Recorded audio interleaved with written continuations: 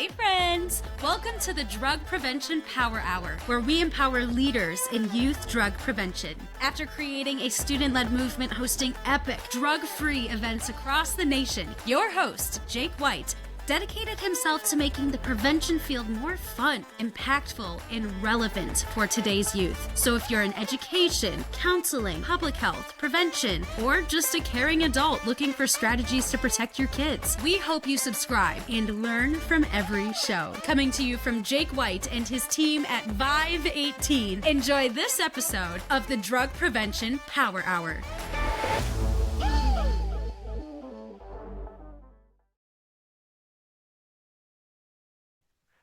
Welcome back to another episode of the Drug Prevention Power Hour. I'm your host, Jake White, and today we're hanging out with Derek Jorden from Prime for Life. So Derek is a trainer, coach, and growth guru for Prime for Life, which is one of the best alcohol and drug prevention programs this side of the Mississippi. Derek, I love it. That's silly because Prime for Life is taught really all over the world. So, I live on this side of the Mississippi, which is the east side of the Mississippi, but it's taught on the west side of the Mississippi as well. So, right. Well, if you start at the Mississippi and you just fly in any direction, you'll eventually get around the world, right? So, yeah, you're not wrong. And and I guess whichever way you go, you could be like, well, I'm on this side of the Mississippi. And another person would be like, I'm on this side of the Mississippi. And they're both right. And whatever that means. So, right. Well, Derek, please tell us, first of all, just kind of what is Prime for Life? And then please tell us how you specifically got started into this world of prevention.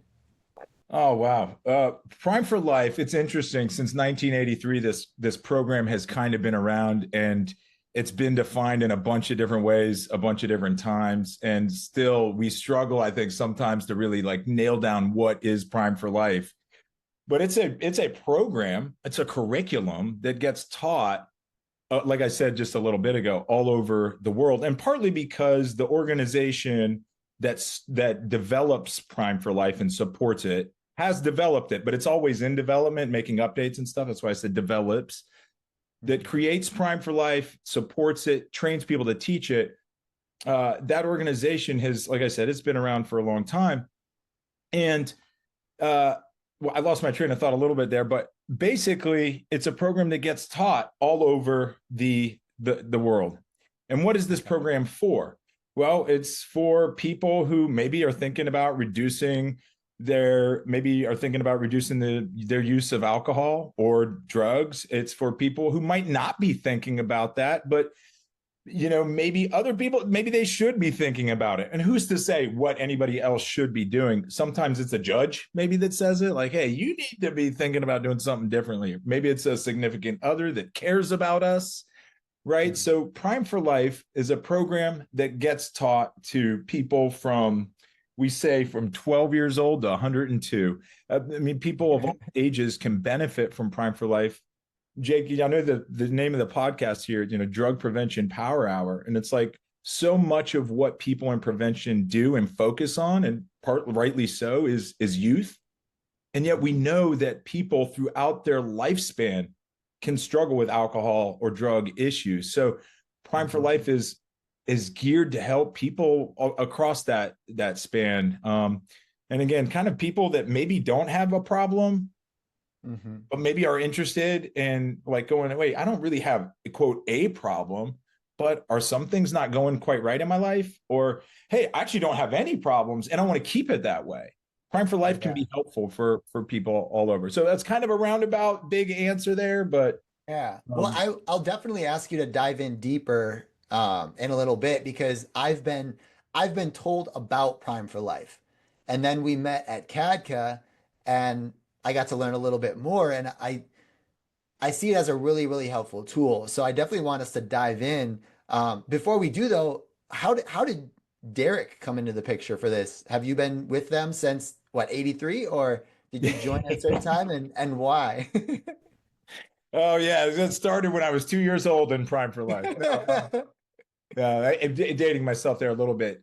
It's a great question, and it's honestly, there's parts of it that's not an easy answer, but I'm really happy and are willing to share. I don't know that happy is the right word because it's sad, but Jake, when I was 20 years old in college, a lot of things looked really good. I was, plugging away, 3 point something GPA, had a couple of jobs helping pay myself through school, had been on the swim team for a bit, had great relationships with my family, my parents, my siblings, my friends, had, like I said, work relationships. Life was going great.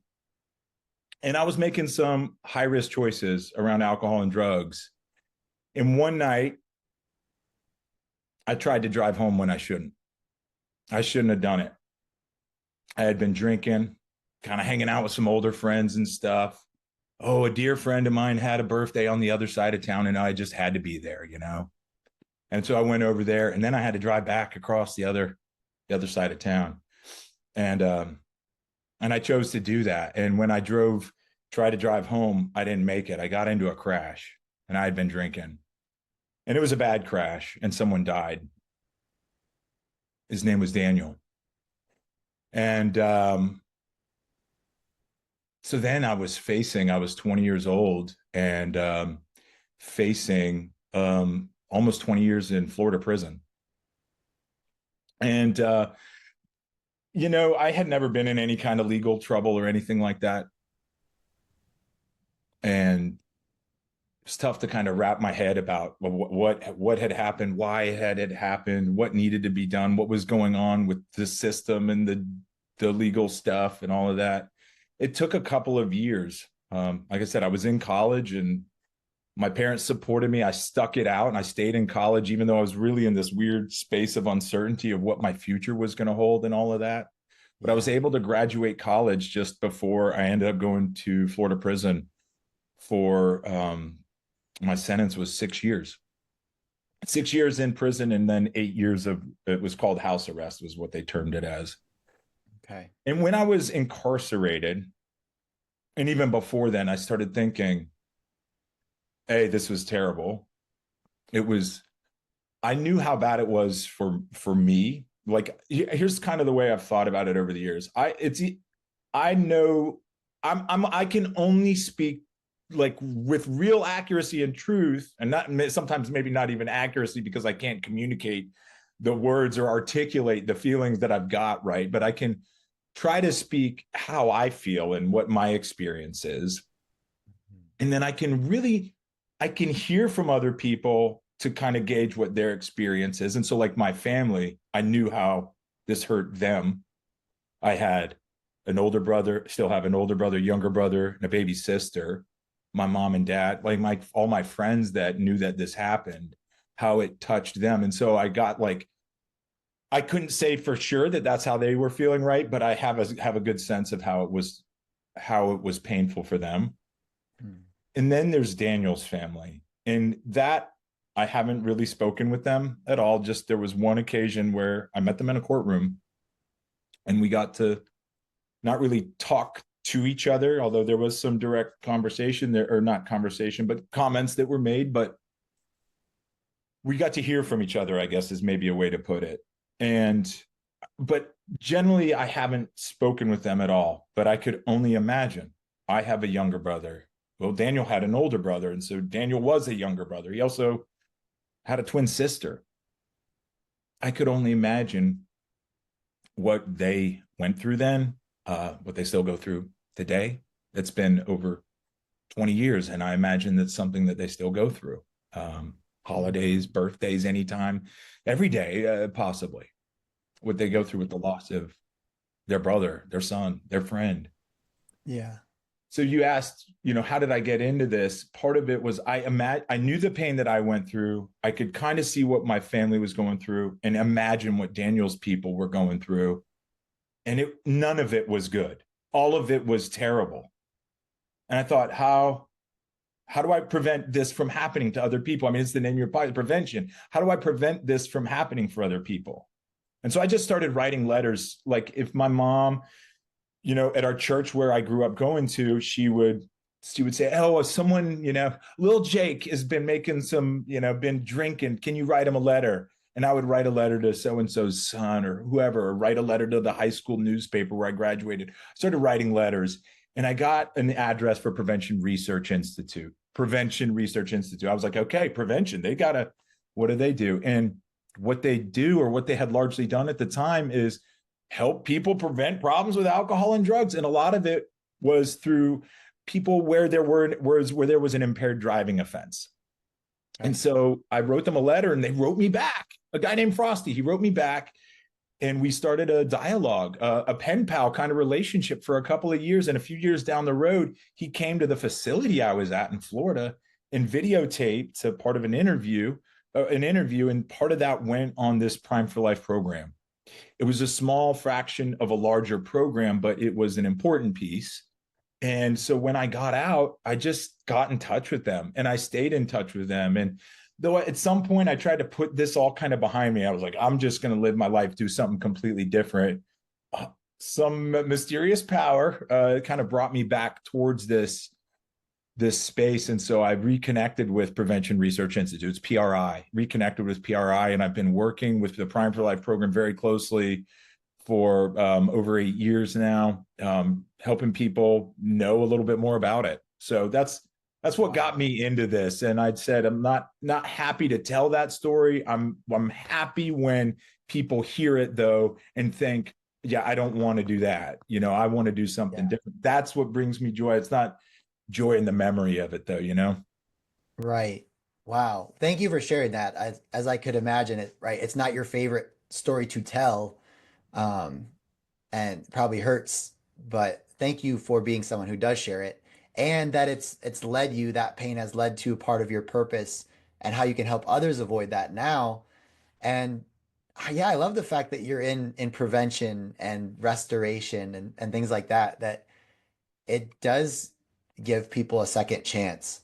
And that's so important, because there's a lot of people that this stuff could happen to, and we don't know whether it's going to be us or not, right? Like there's a lot of people who did drink, or who did get behind the wheel and lucked out, and nothing bad happened, but you're helping reduce that in the world. And that's our world. So yeah, just thanks again for being vulnerable and sharing that story with us and our listeners. Thanks for giving me the opportunity. Like again, happiness might not be the word, but there is a sense of, I'm honored to be able to tell it. And I hope that it does some good. It does, like you said, kind of help. It's something that's very senseless. When I look back at what happened, it feels like, geez, there's just that everything about it was bad. And to be able to come now, whatever, 20 something years later, and think, look, is there actually some good coming from this? There's that hope, at least, right? And when you talk about prevention, it's one of those things that it's almost in some ways, there's a real mystery to it. It's like, we never hear about the car crash that didn't happen. Right. It's like when we do prevention, whatever that means, it means different thing to different people. But it's like, we just don't even really, sometimes we don't really see the fruits of all the labors, right? Mm-hmm. Yeah, absolutely. And so I've been just to like dive in deeper into Prime for Life as a program. I get this question all the time, speaking at schools and helping youth realize they can have fun and feel good without using drugs. But it's one thing to come in and share, and you always want to leave them with a program. So like we have a peer-led program that they can start, and they can do peer-to-peer education and throw drug-free events and stuff like that. But the one thing that's missing is people ask like, hey, what's a really, really great curriculum that we can keep going throughout the schools, we can run with our students? And I've been hearing about Prime for Life. Can you tell us why is it different, or why does it work so well amongst programs that do this? Like, what's the sauce? What's in it?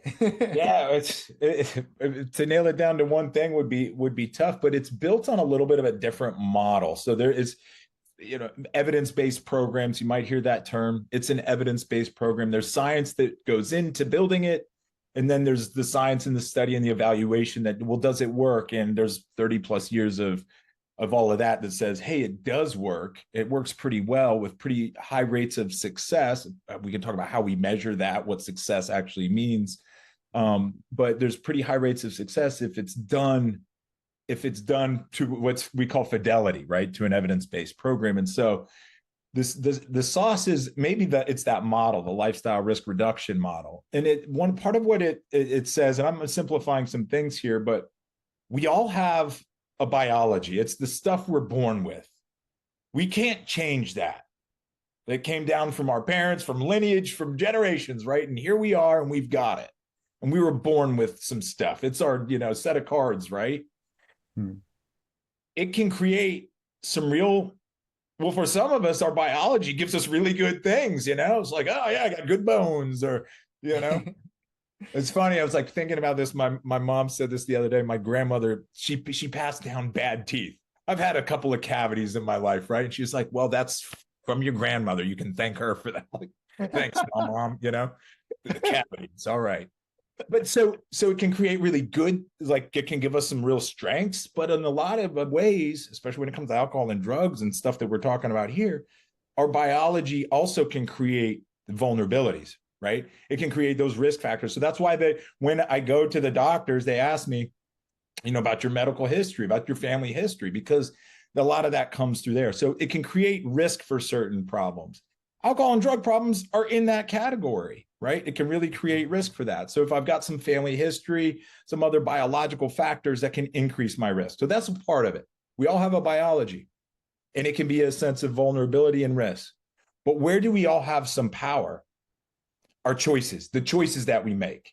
We get to make, have to make choices. We have to make them because opportunities, if we step out the door in the morning, and sometimes we don't even have to leave the house, opportunities to drink or use or whatever will present themselves. And so we will not, I say have to, but get to make choices. It's a real blessing that we have that autonomy as individuals mostly. So we all have a biology, but our power comes from the choices we make. Now, those choices don't just we say they don't live in a vacuum, right? Like I don't just make them just like, well, if you said this, then I'll do this. No, because there's all this stuff that goes around when I'm going to make a choice, both inside my head and just the world around me. Our social, sort of environmental influences and psychological factors, what I like, what I don't like, what I'm thinking about myself in the current moment, what my ego says, I don't know, all sorts of things that can affect what the choice I make in this moment is, or the choices are. And so with our biology, then plus our choices kind of leads to the outcome. And that's a big part of what the Prime for Life program is built on, helping people understand, okay, so what is my vulnerable spots? What do I need to be on the lookout for myself? And what are my choices that help me, protect the things that I care the most about? And Prime for Life goes through a program, a system to kind of help each individual analyze that for themselves. And then each one of us gets to walk out the door at the end and go, okay, cool. I got a little bit of a better sense about what's important in my life and how to protect it. And I get to make the choices. Do I want to? Or am I willing to risk some of this stuff? Mm-hmm. Wow. Okay. That's cool. And you mentioned from basically 12 years on up, is what kind of partners are, and I guess, so the ones listening right now are coalitions and schools. How are they specifically using Prime for Life? In what setting? Is it one-on-one? Is it group? Is it virtual? And what cases are they probably using it for? A couple of different things I can talk about there is Prime for Life for a very long time has been designed as an in-person group experience, right? A program or the curriculum. So the instructor would go in. They're a trained instructor. It's a fidelity, fidelity is important and matters. And so trained instructors, PRI trains the instructors. And those can be teachers or counselors or someone that doesn't work inside the school, but comes from an agency or a coalition or some other provider in the community that brings that curriculum in, and they get a classroom together. Maybe it's 7th grade health class. maybe it's the 10th grade volleyball team, like, whatever. Um, or just people that would sign up for it, or parents that would sign up for it, or whoever, and can deliver that curriculum just one slide at a time. There's a PowerPoint style kind of presentation that comes along with it, and just go through those steps, those slides one at a time, and talking about those things, and just again presenting that information. It's not just information, there's activities and things that go along. So that's one way to go about it. That's how Prime for Life is designed, and it goes back a long way. Even before it was Prime for Life, it was called Talking with Your Kids About Alcohol, and Talking with Your Students About Alcohol. It was, TWICA and TWISA were the acronyms, which weren't super creative, but it really got to the point. Actually, it's funny because we've talked about like branding a little bit. It's like, well, what is Prime for Life? It does create some kind of curiosity for people, and there's a reason we landed on that name. We could get into that, maybe not that important, but TWICA, it was like talking with your kids about alcohol. It's very specific as to what it is, Yeah. But anyways, so that is largely how the program has been taught for, like I said, around 40 years. And it still is today, and technology has advanced a lot. Partly because of a partnership with the military, where soldiers in overseas theaters were kind of in need of some assistance and some programming, but didn't have a Prime for Life instructor right there next to their base in Afghanistan or whatever, that we partnered with them and created an online version of Prime for Life. So it's called My Prime. And it's a very individualized, one person sits down at a computer connected device and goes through the program. So a lot of schools are using My Prime for instance, if someone got busted vaping in the bathroom or something like that, this student needs to complete My Prime on their own time. Maybe if they got suspended, they might need to complete this before and show a certificate of completion before they return to school. It's almost like their ticket back in. Some schools are using it that way, but the program can range from 4 hours of what we call universal prevention. So again, if that was the 7th grade health class, it might just be like, we're going to do this for an hour a day this week. And then each day this week. And so there's different ways that schools are using it, and it kind of depends on what the population is. Are these, I sort of, for simple terms, I kind of go, have they gotten in trouble yet or not gotten in trouble? And that's just indicated prevention, or more of a universal thing, Okay. I haven't heard that term, that indicated or universal, but I've heard of primary prevention, meaning they haven't used, and secondary, meaning they have used. Is it just another word for that, or is that something different? It might be the way that we talk about it with indicated prevention. To me, it says there's an indication to whatever the helper or the system or whatever, there's an indication that this person's making some high risk choices. Okay. And that indication could be like, yeah, they got, a policy violation or an arrest, for instance, or their commanding officer heard something, or their teacher saw them, come out of the stall and there was smoke going to, or whatever. That could be an indication of high risk choices. And then the other side of it is universal, which is like everybody in this group, and maybe universal might be different from primary in this regard, although I'm not quite sure, just because I don't use that term as often, is in a universal population, statistically, there's going to be some people that are making high-risk choices already. Mm-hmm. It's just not why they're there. They're just there because this was just everybody in, like I said, like, 9th grade orientation, or, freshman orientation at a university. Yeah. Some of those students will likely be statistically and likely be making high-risk choices. Almost guaranteed in any university freshman orientation population, someone there's probably making some high-risk choices. But it's not why they're there. They're there because they're for freshman orientation. Yeah. And so universal and so some of those people might need additional assistance or programming. Okay. That's helpful. That's helpful to understand. Okay, and then I think for me, when I think of prevention, there's this common thought, and maybe it's just by funding streams that I think this way. People are like, "Oh, we want opioid prevention. We want alcohol prevention. We want, cannabis products and THC." Like, to me, it's all preventing high risk behaviors.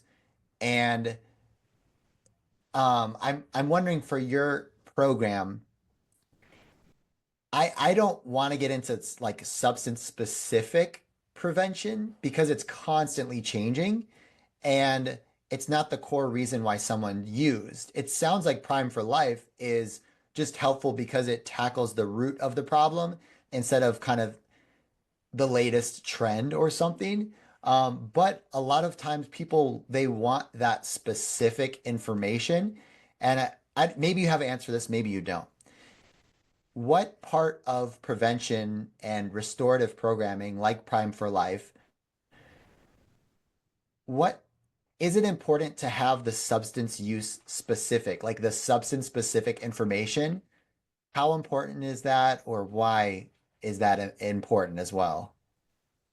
And it's an interesting question the way you framed it. I suspect that there's maybe some individuals where that might be more important. And by the individual, I would say the person receiving the intervention or the prevention, that might be more important for some than for others, possibly, especially if someone is very much into a specific substance and they need to figure out how to stop that specific thing. Then maybe there is some real benefit to that for an individual. If we broaden it out, what part of why, this kind of goes back to that, the naming of the program, Prime for Life, versus talking with your kids about alcohol. Well, it's not just about alcohol. It became about more than that. So Prime for Life, prime, if you think of like, okay, we want to prime the pump, you're getting ready and ready for life. Now I'm ready to go on and do this.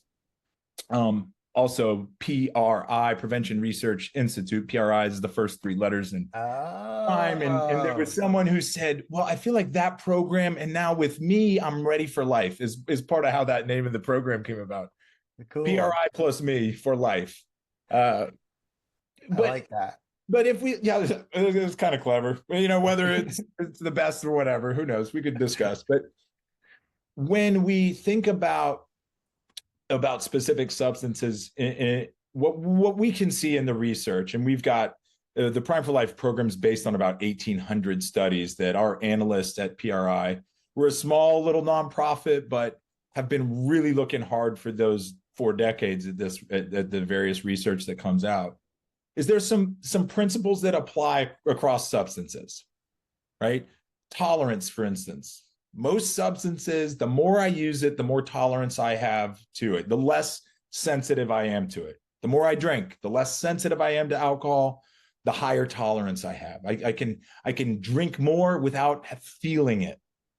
Doesn't mean that I can drink more without having risks of problems from it, but I can drink more without feeling as impaired. My brain is adjusting. That's what tolerance is, right? My brain's sort of adapting to this level of stuff I'm putting into it. Then intolerance, that can be true for other substances as well. It can be a little different, but the principle is generally the same. Okay. Other bits of research kind of apply across all these different substances. What's the thing that they all have in common? Well, if I make choices, high-risk choices to use these things, it increases the chances of me having problems. That it intersects with my biology somewhere, and it moves me towards what we call a trigger point, towards a point where problems are more likely. And that's true across the board, whatever the substances are. The more I use and more often, the more likely I am to have problems. Okay. So again, is it important? It might be important for some populations, but what we really look at is, okay, can a person that experiences this program go, okay, now I see how to apply these principles to all the choices I've got to make. And here's something this guy actually I think is really cool. I'm a big bicycle rider, and partly this is a little bit because I have a love for bicycles, and partly because it was a need. I didn't have a driver's license for a really long time. Prime for Life changed the way I rode my bicycle. I started seeing things as I was riding my bicycle as this would be low risk, but this would be high risk, right? And so it changed the way, not just how I thought about alcohol and drugs, what's low risk or high risk, but how I rode my bicycle. even when I'm on dietary considerations. So not only is it like across substances for me, it's like across life, these sort of organizing principles that help me understand the world we live in, you know? And I think Yeah. that's an effect that the program has on others as well. That's cool. That gets me excited about various programs as you see it's like the lifetime value of what you're going to learn and how it's applicable across multiple things, no matter what your life is going to look like. But you can use this tool now to help make it better and make those choices. Um, I'm excited to dive more into Prime for Life. And if someone listening right now is also thinking that, hey, where can I go? Can I get a demo or a sample, or how do I learn more? Where would you like to send them? Well, I would say you could just easily go onto the website. It's primeforlife.org. So it's primeforlife.org, or just shoot me an email. It's Derek, DEREK, at askpri.org. That's a good way. I'll respond. Okay. Maybe not as quickly as you want me to. I always, I got a little baby at home, so I'm a little slower on response times these days. Okay, cool. Congratulations. Thank you. Awesome. Thank And you. then just to close, if you could give one piece of advice for your friends in prevention out there, what would you leave us with? Ah, well, Jake, that was partly why I think I was so excited and maybe drawn to what it is that you're doing. Is something that we had in common. It's that if I'm doing prevention, whatever doing prevention means, and I don't know, it's like if I'm doing that and I don't look like I'm having much fun, why would anybody want to buy on to what I'm selling? So a big part of people, working in prevention is, am I bringing joy? I mean, really, it's not just I'm bringing, am I experiencing joy when I'm doing this? Because I think that is, I might have mentioned this in an email to you, but we've talked about it as like, we are the ambassadors of fun. And I think what I've seen from what you guys do, Jake, is that it's like, you bring that, you are showing people how to have fun in a place where in a low risk way, and what we would call by making low risk choices and still having a good time. And if we can do that also as prevention people, and versus coming in and, okay, welcome class, here's this, and follow along in the book, and I'm going to read this word for word. That doesn't sound like much fun, and it doesn't sound like something I want to pay attention to or something I want to sign up for. So I don't know, I feel like that would be that's a big kick I'm on, is, and partly because I'm a guy that likes to have fun, I'm partly, that's why I was out and about that night that I was. We call it a sensation seeker.